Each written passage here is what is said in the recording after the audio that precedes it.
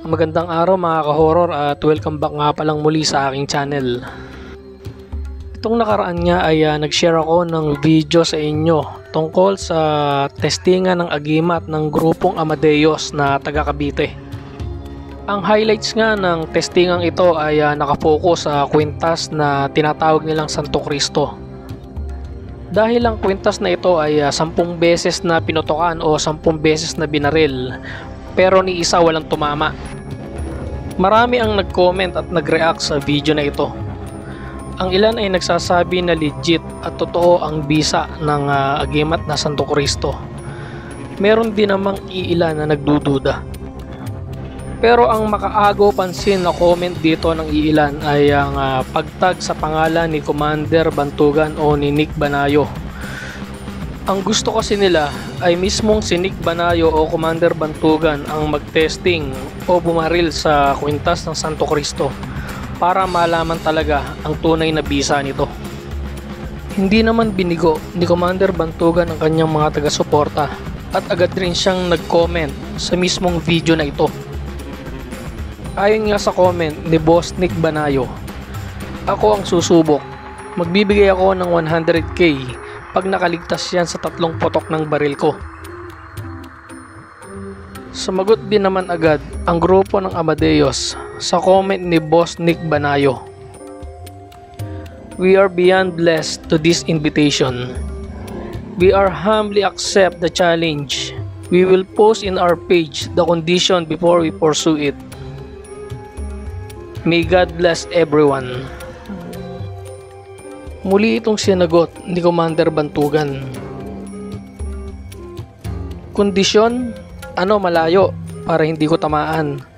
Tutukan, 100k yan. Di ko naman iinteresin yan. Inyo pa rin yan. Nung sinubukan nyo, walang kondisyon. Tapos kapag ako susubok, may kondisyon. Naka-10 putok nga kayo, di ka mo tumama. Sa 3 putok ko, may kondisyon pa.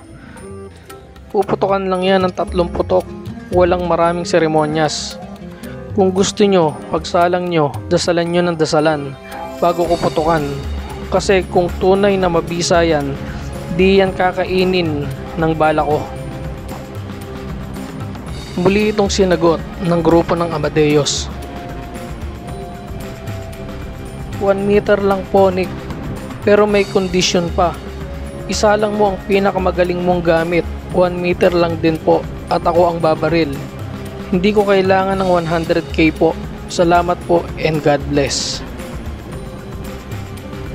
At muli nga itong nireplyan ni Commander Bantugan. "Game ako.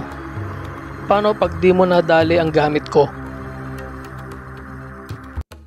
At sa huling pagkakataon ay sinagot ito ng grupo ng Amadeus. "Okay lang po. Pag ganon, uwian na." Tila hindi naman nagustuhan ni Boss Nick ang sagot na iyon ng grupo ng Amadeus, kaya bumanat siya ng ganito. "Uwian na? Ay, hindi pwede yon. Ako nga tataya Dapat tataya din kayo. Para di sayang ang subukan, mas okay may 100k. Para naman masaya, di ba?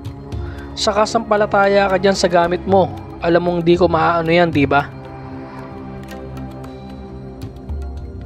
Mukhang magiging kapanapanabik ang tagpong ito mga ka-horror. Tiyak na marami ang mag-aabang sa magiging resulta ng testingan kung ito ay matutuloy. Hiling ko lang na kung sakaling matuloy ang kanilang testingan ay maisagawa nila ito sa maayos at mapayapang paraan. At kahit anuman ang maging resulta nito ay matapos ito na maging magkaibigan ang grupo ng Amadeus at ang grupo ni Commander Bantugan. Ano sa palagay nyo mga ka-horror? Matuloy kaya ang testingan sa pagitan ni Commander Bantugan at ng grupo ng Amadeus? Abangan natin ang susunod na kabanata. Hanggang dito na lang mga ka-horror, at samahan nyo kaming muli sa mga susunod pa naming mga kwento. Maraming salamat po.